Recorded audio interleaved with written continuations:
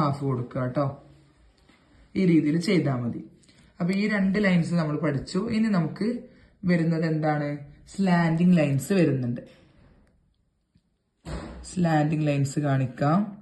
Slanting lines എന്താണ്? ചെരിഞ്ഞിട്ടുള്ള lines. നമുക്കിങ്ങനെ boxes ഒക്കെ ആയിട്ട് വരക്കണമെങ്കിൽ ഈ ഒരു ചെരിഞ്ഞിട്ടുള്ള സ്ലാൻഡിങ് ലൈൻസ് ഭയങ്കര ഇമ്പോർട്ടന്റ് ആണ് അല്ലെ? ബോക്സസ് ആയിട്ട് വരുന്ന ഡിസൈൻസ് മെഹന്തിയിൽ ഭയങ്കര കൂടുതലുമാണ്. ഓക്കെ, അപ്പൊ സ്ലാൻഡിങ് ലൈൻസിനായിട്ട് ഒരു കുഞ്ഞു തിൻ ലൈൻ കൊടുക്കുക. അതിനേക്കാൾ വലിയൊരു തിൻ ലൈൻ ഇങ്ങനെ ചെരിച്ചിട്ട് കൊടുക്കുക. ചെരിഞ്ഞിട്ടാണ്, ശ്രദ്ധിക്കുക. ഈ വരക്കുന്ന ലൈൻസ് എല്ലാം നമ്മൾ പഠിച്ച പോലെ തന്നെ തിന്നായിട്ട് ഇങ്ങനെ പൊക്കിയിട്ട് തന്നെ വരക്കുക. ഇനി എന്ത് ലൈൻസ് വരക്കാനുണ്ടെങ്കിലും ഇതുപോലെ നൂല് പോലെ വലിച്ചു പിടിച്ച് നമുക്ക് വരക്കാൻ പറ്റുള്ളൂ. ഒരിക്കലും നിങ്ങൾ ടച്ച് ചെയ്ത് വരക്കരുത്. അപ്പൊ ആദ്യം ഒരു കുഞ്ഞു ലൈന്, പിന്നെ അതിനേക്കാൾ വലുത്, ഇങ്ങനെ സൈസ് കൂടിക്കൂടി വരികയാണ്. അപ്പൊ ഇങ്ങനെ വരുന്ന ലൈൻസിനെയാണ് നമ്മൾ സ്ലാൻഡിങ് ലൈൻസ് എന്ന് പറയുക. അതേപോലെ മറ്റേ സൈഡിൽ നിന്ന് കാണിക്കാം. ഒരു കുഞ്ഞു ലൈൻ കൊടുക്കുക, കുറച്ചൊരു ഗ്യാപ്പ് ഇട്ടിട്ട് അതിനേക്കാൾ വലിയ ലൈന്, വീണ്ടും വലുത്. ഈ രീതിയിൽ നമ്മൾ റൈറ്റിൽ നിന്ന് ലെഫ്റ്റിലോട്ട് ഇങ്ങനെ വലുതായിട്ട് വരുന്ന രീതിയിലാണ് ചെയ്യുന്നത്.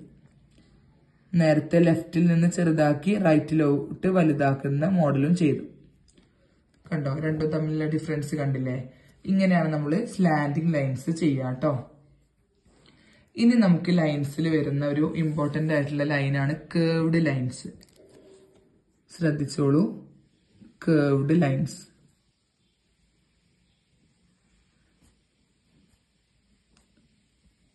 കേർവ്ഡ് ലൈൻസ്, കേർവ് ആയിട്ട് ഇങ്ങനെ വളഞ്ഞു വരുന്ന ടൈപ്പ് ലൈനാണ് കേർവ്ഡ് ലൈൻസ്.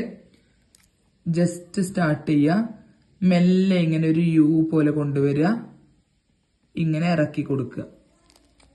ഇങ്ങനെ ഈ രീതിയിൽ ഇങ്ങനെ അങ്ങോട്ടേക്കും ഇങ്ങോട്ടേക്കും ഇങ്ങനെ വളഞ്ഞ് ലൈറ്റ് ആക്കിയിട്ട് കൊടുക്കുന്നതിനെയാണ് നമ്മൾ കേർവ്ഡ് ലൈൻസ് എന്ന് പറയുന്നത്. ഇത് നമുക്ക് ടച്ച് ചെയ്യാണ്ട് വരക്കാൻ കുറച്ച് ബുദ്ധിമുട്ടാണ്. അപ്പൊ ഇങ്ങനെ വരുന്ന ലൈൻസ് നമുക്ക് ടച്ച് ചെയ്തിട്ട് തന്നെ വരക്കാം. പക്ഷെ വല്ലാണ്ട് അങ്ങ് കുത്തി പിടിക്കരുത്. ജസ്റ്റ് ഇങ്ങനെ മെല്ലെ ഒന്ന് ടച്ച് ചെയ്ത പോലെ ഉണ്ടാവാൻ പാടുള്ളൂ. വളരെ ലൈറ്റായിട്ട് അങ്ങോട്ടേക്കും ഇങ്ങോട്ടേക്കും ഒരു കുഴി പോലെ ഇങ്ങനെ ഇറക്കി കൊടുക്കണം. വല്ലാണ്ട് കേവ് ആവണ്ട. കണ്ടോ? ഈ രീതിയിൽ ഒന്നുകൂടെ കാണിക്കാം. നല്ലോണം കേവ് ആവുന്ന മോഡലുണ്ട്, എന്നാൽ ഇതുപോലത്തേതും ഉണ്ട്.